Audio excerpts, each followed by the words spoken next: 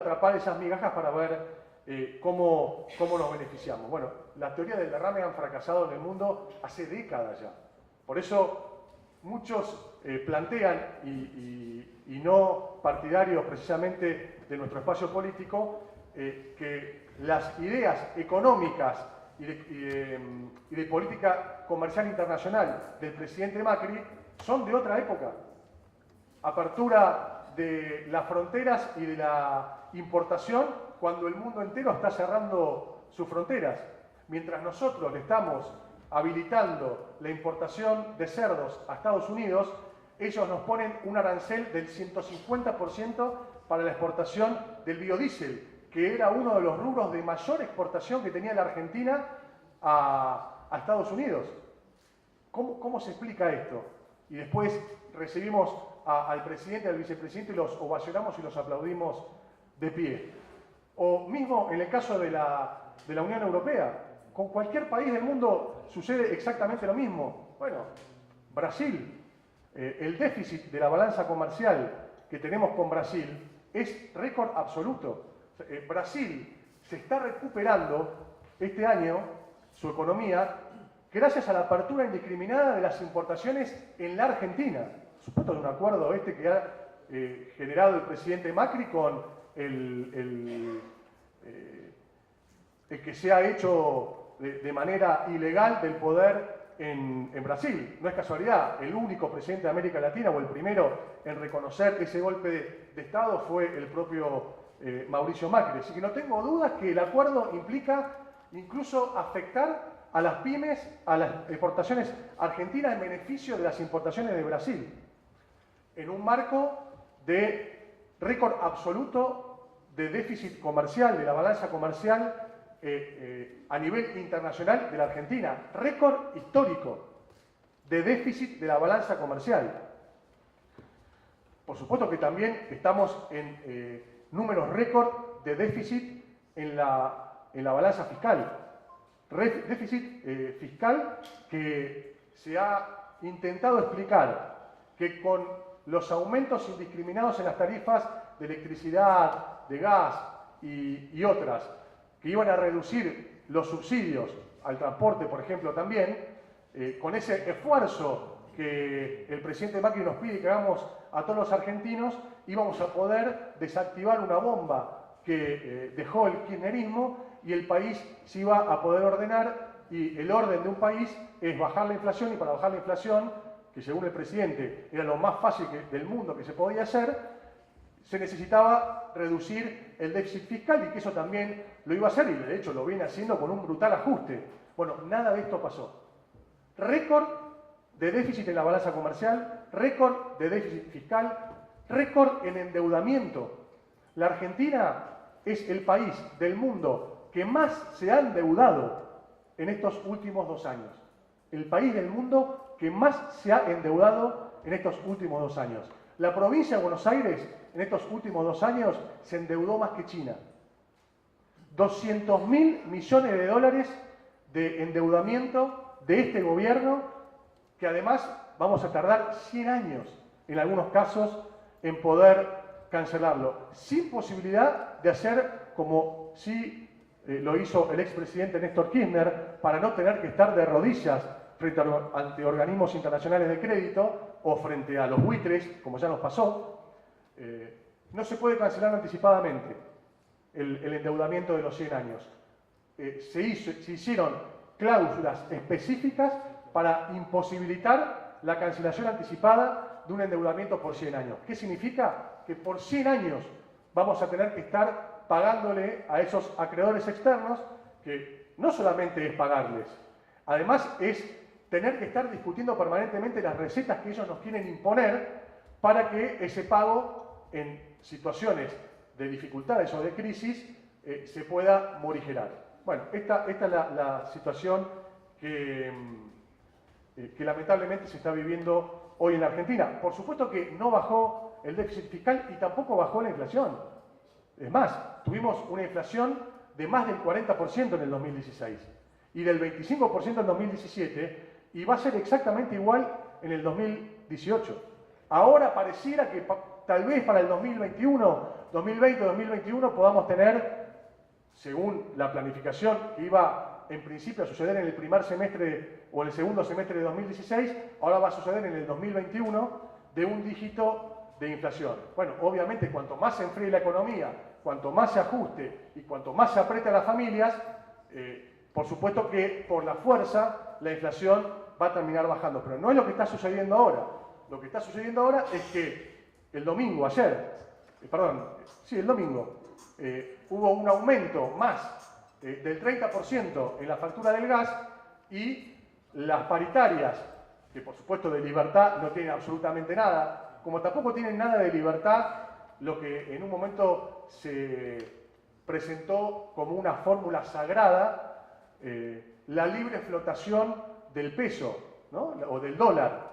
Bueno, 1.200 millones de dólares se han puesto desde el Banco Central para contener la suba del dólar, para que no haya una escalada y una devaluación fenomenal que obviamente llevaría al país a una profunda crisis igual a las que ya hemos vivido. Pero por supuesto que es insostenible. Como también es insostenible que estemos hablando de generar inversiones en la Argentina, esto lo entiende cualquier chico de jardín de infantes.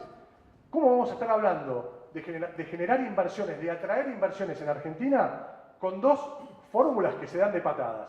La primera, los propios ministros que están planteando que vengan inversiones a la Argentina tienen la guita afuera en cuentas offshore o en paraísos fiscales y ellos mismos dicen hace 2 minutos que no la van a traer hasta que no se genere la confianza en la Argentina. ¿Quién va a venir a invertir a la Argentina? Si un ministro te dice eso, es realmente de locos. Es realmente una contradicción escandalosa.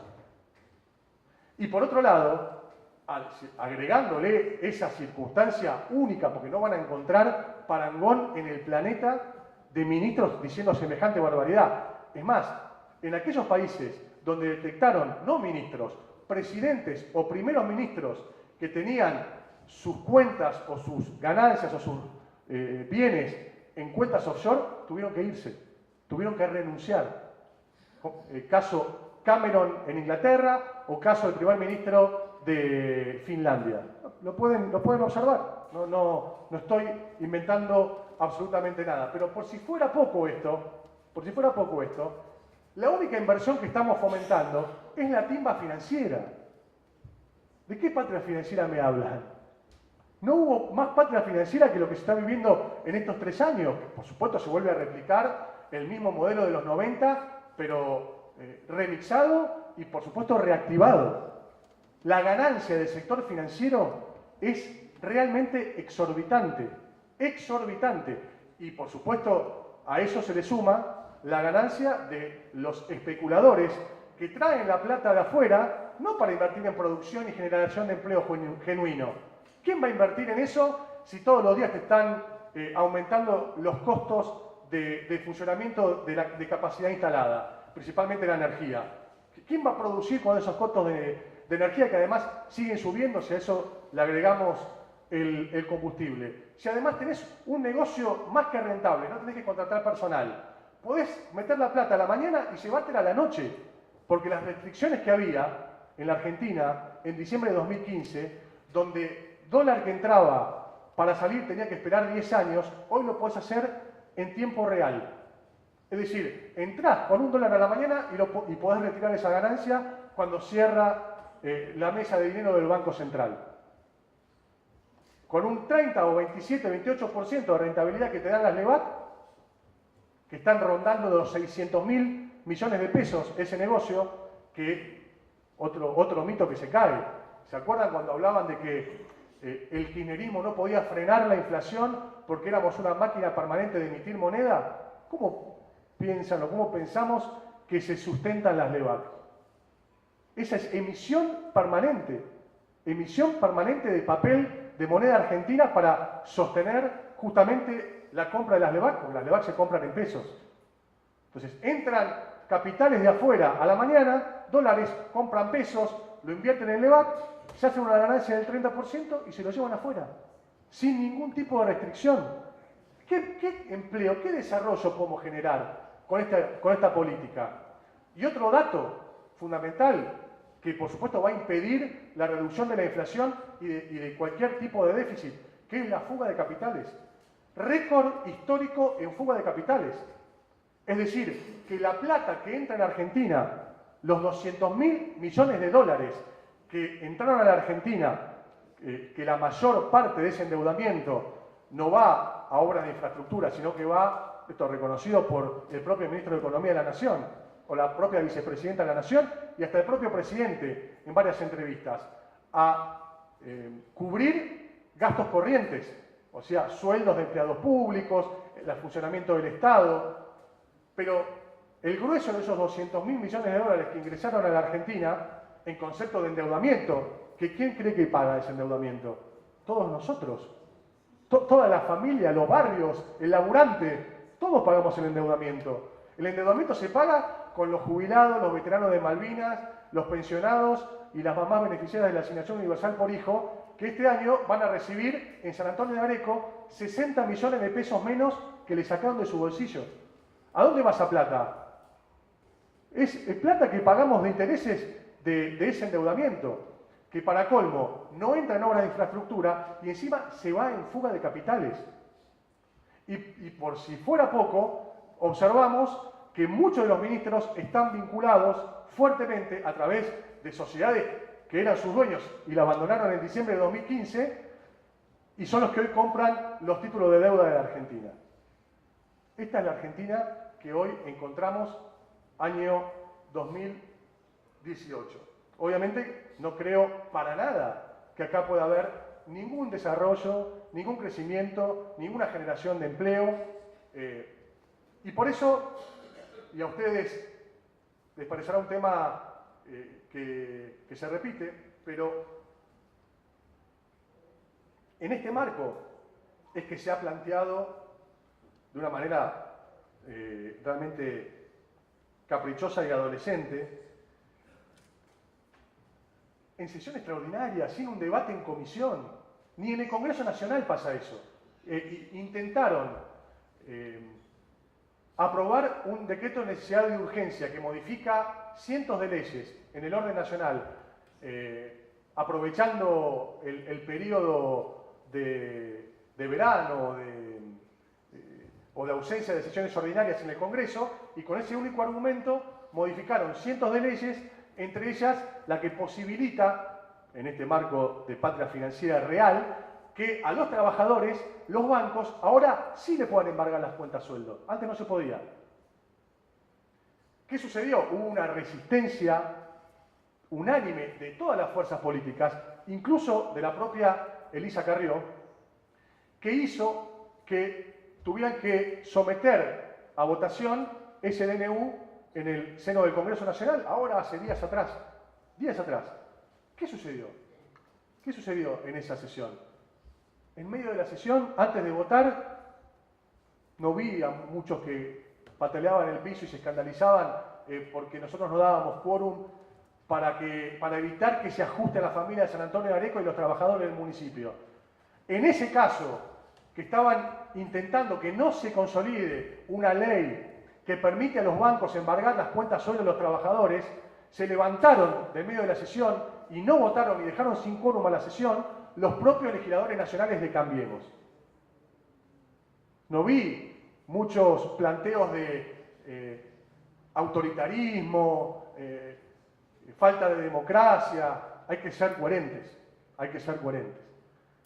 Y en esto quiero volver a traer a colación la cuestión de la ley de responsabilidad fiscal. La ley de responsabilidad fiscal rige en San Antonio de Areco desde el año 2006. No es una ley nueva, es una ley que planteó el exgobernador Felipe Solá a iniciativa del expresidente Néstor Kirchner. Ley de responsabilidad fiscal. ¿Por qué se aprobó en 2006 la ley de responsabilidad fiscal? Se deben estar respondiendo ustedes mismos esta pregunta. Lo veo a Adolfo Guiraldes, que en esa época vivías en Salta. Seguramente habrás recibido, como muchos acá, que estaban trabajando en la economía diaria, en vez de moneda emitida de curso legal, los papeles provinciales. Había por cada provincia un papel distinto. Esa era la crisis que heredó el expresidente Néstor Kirchner en el 2003. Para reducir esa problemática tremenda, que por supuesto generaba terribles problemas de déficit fiscal en todas las provincias. ¿Se acuerdan que cuando asumió Néstor Kirchner, lo primero que hizo fue viajar a la provincia de Entre Ríos para garantizar el pago de salarios porque la provincia no lo podía hacer? Bueno, justamente la ley de responsabilidad fiscal vino a resolver esa situación, vino a intentar resolver esa situación. Lo recuerdo además perfectamente lo que se vivía acá en San Antonio de Areco, donde estaban congeladas no solamente las tarifas, sino también las tasas, justamente para reordenar lo que había sido una crisis terminal para la República Argentina. Por supuesto que se adhirió San Antonio de Areco a la ley de responsabilidad fiscal. Esa ley de responsabilidad fiscal justamente regula la responsabilidad fiscal de las provincias y de los municipios, y la transparencia y la publicidad en el manejo de las cuentas públicas.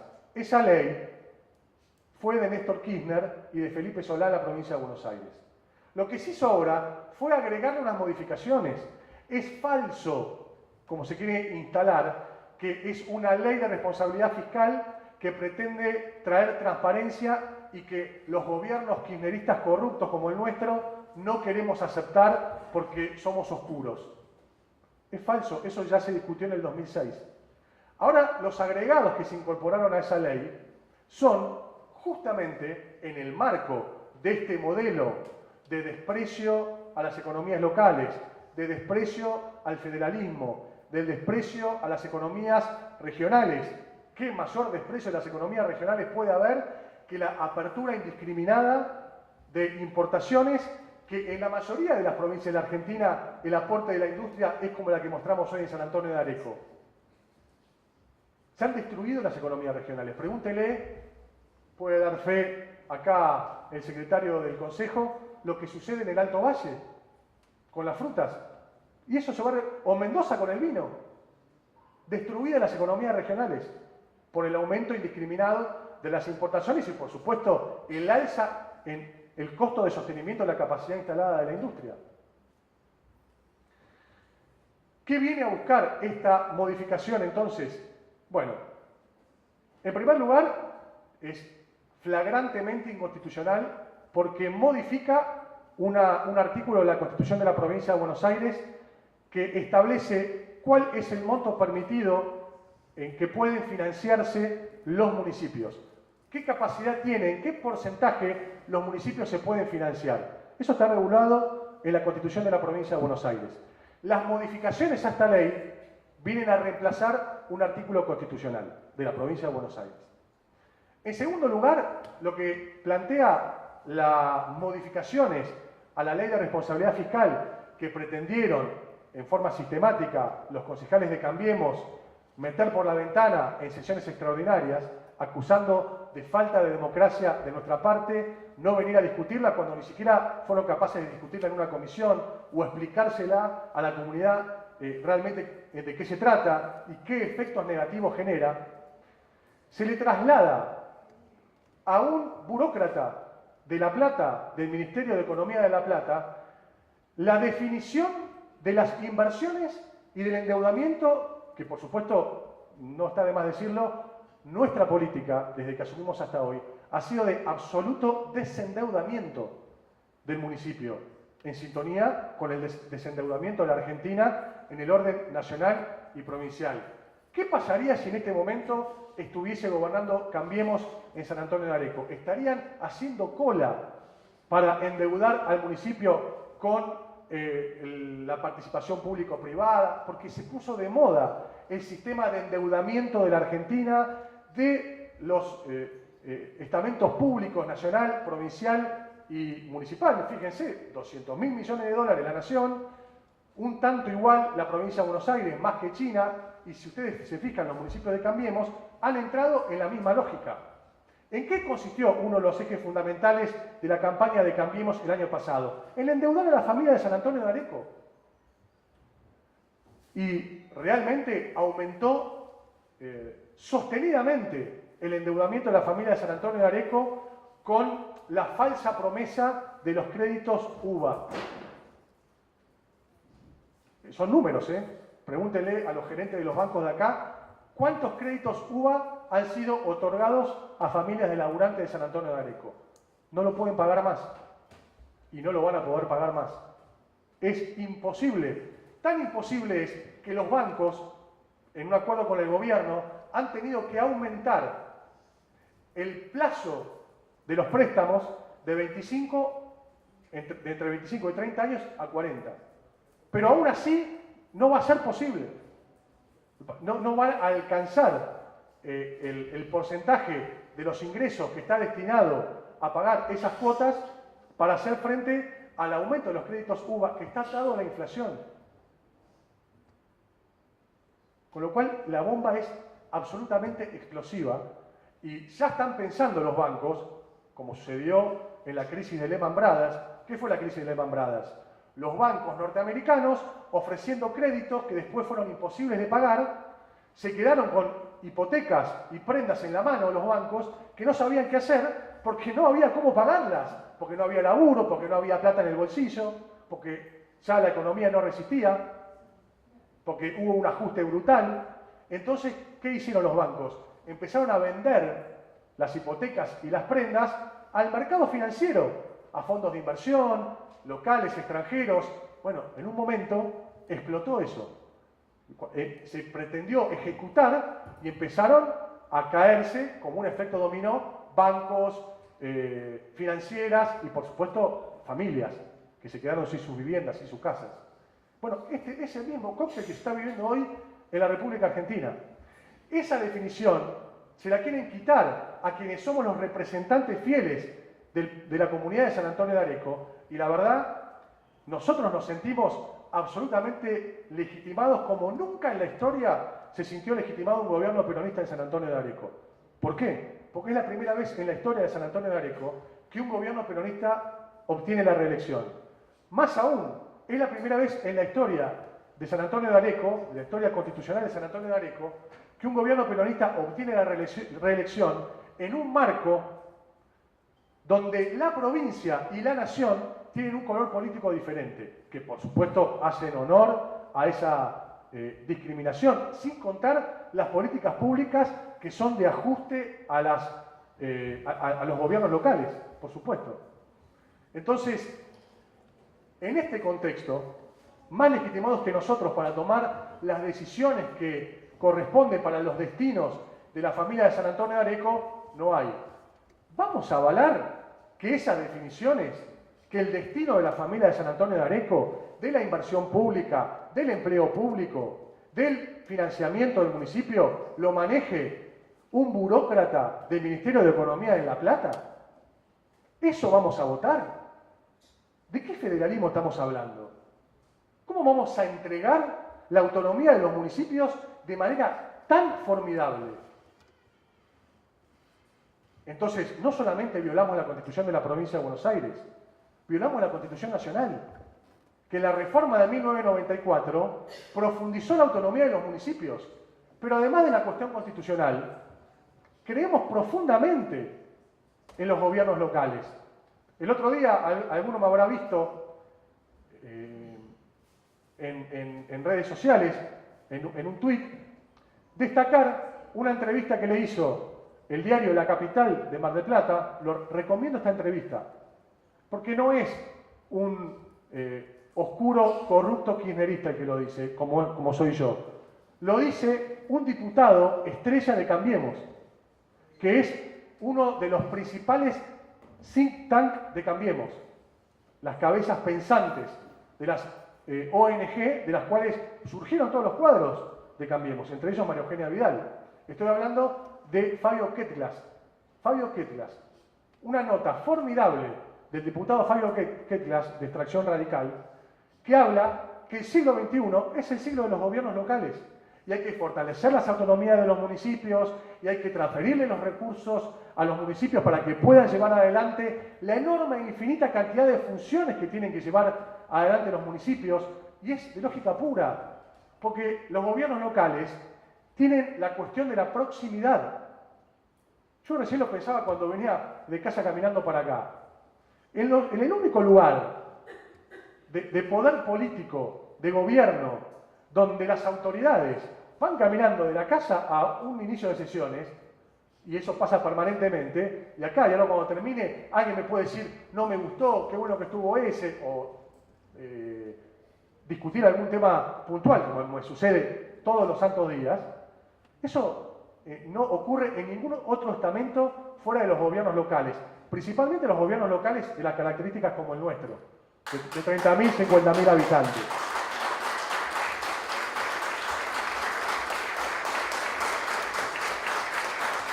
Y eso es lo que la ciudadanía está esperando. Por eso esta idea de gobiernos nacionales o provinciales que arman comunicaciones virtuales tocando a la gente, cuando sabemos perfectamente que en momentos reales de contacto con el pueblo está vallado 10 kilómetros a la redonda. No hay proximidad. ¿Qué ciudadano va a hablar con un ministro nacional al alcance de la mano a diario para plantearle sus necesidades, sus problemáticas?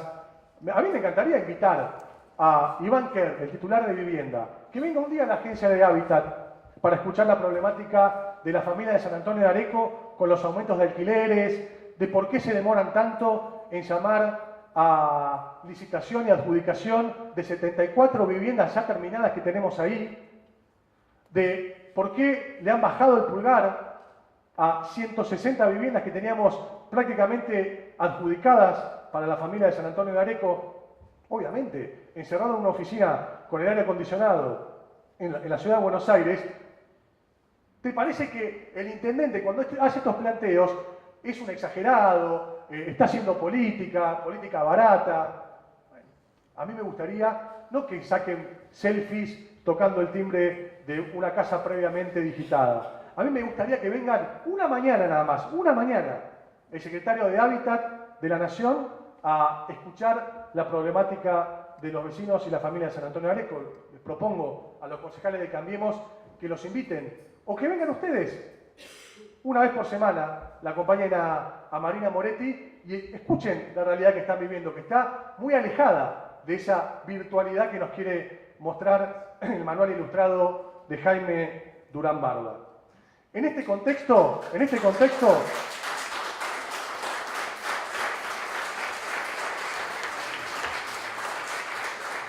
que nosotros somos muy fanáticos de los gobiernos locales, de la proximidad y de las autonomías de los municipios. Y aplaudo al diputado Fayot Ketlas, que opina lo mismo. Y hemos tenido una participación importantísima en los foros de gobiernos locales más importantes del mundo.